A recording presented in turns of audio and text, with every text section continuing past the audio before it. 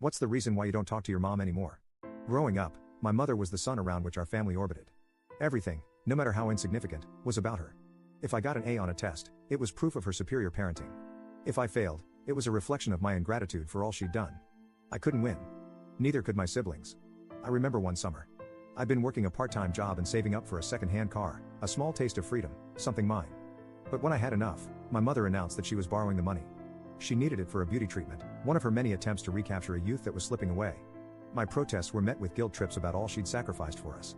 The car dream evaporated. As years passed, the episodes intensified. When my younger brother, Jake, was diagnosed with a learning disability, she took it as a personal affront, choosing to view it as an act of defiance rather than a genuine challenge. Instead of seeking help or understanding, she locked him in a relentless cycle of tutors, punishments, and more guilt trips. My turning point came during my college graduation. As I walked across the stage, diploma in hand, I searched the crowd for my family. But all I saw was my mother, towering over my siblings, wearing a dress so flashy it nearly outshone the ceremony itself. The day wasn't about my achievement, it was another stage for her performance. The isolation grew. My friends couldn't understand why I wasn't close to my mother or why I cringed at Mother's Day ads. Comments like "but she's your mom" or "every family has its quirks" made it even harder. I felt trapped in a narrative where speaking out made me the bad guy. After about a year and a half of meticulously saving every penny from my job, I finally managed to secure a new apartment about an hour away from my hometown. It was a small, unassuming place, nestled in a quiet corner of the city, but most importantly, it was mine. Those plain walls, once an uninspiring backdrop, now felt like formidable barriers safeguarding me from her relentless influence. But as the days turned into weeks, I realized that physical distance wasn't enough. She'd call daily, sometimes multiple times. Her voice, dripping with false sweetness, would always begin with superficial questions about my well-being. But soon, it would devolve into critiques. My choice of neighborhood was questionable. The job that allowed me to pay my bills was beneath me. And my decision to live alone? Clearly, a sign of my rebellion. In an age of social media, she found new ways to invade my space. She'd send me articles about the rising crime rates in my area or news about layoffs in similar industries. And then there were the surprise visits. I'd come home to find her waiting by my door, armed with groceries and unsolicited advice, ready to inspect every nook and cranny of my life. Every interaction was an exhausting dance. I'd juggle setting boundaries while trying not to escalate the situation, fearing the emotional fallout. But her tactics were insidious.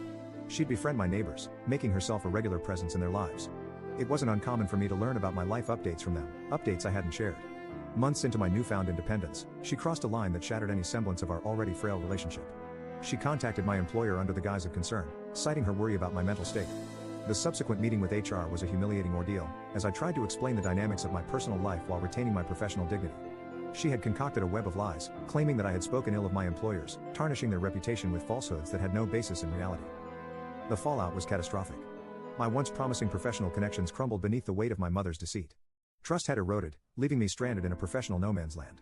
My boss, with a heavy heart and masked disappointment, subtly hinted that perhaps it would be best if I resigned. I had no choice but to follow that painful advice. The resignation, once a source of pride and accomplishment, now served as a bitter reminder of the depths to which my mother would sink to maintain her grip on my life. In a radical move, I cut all ties with her. I chose to go no contact, a decision that was as difficult as it was necessary. To escape the toxic orbit she had woven around me, I packed my belongings and relocated to a city far removed from my hometown. The apartment I found was small and run down, barely accommodating my basic needs. My savings, once a source of security, dwindled rapidly, forcing me to adopt a diet of cheap cup noodles to make ends meet. Despite the financial hardship and isolation, there was a silver lining. I had taken the bold step of deleting all my social media accounts, erasing my digital presence entirely. It was a deliberate effort to start life anew, free from my mother's constant interference. I was broke, struggling to pay the bills, and navigating an unfamiliar city, but I clung to the solace that my mother had not been able to contact or locate me.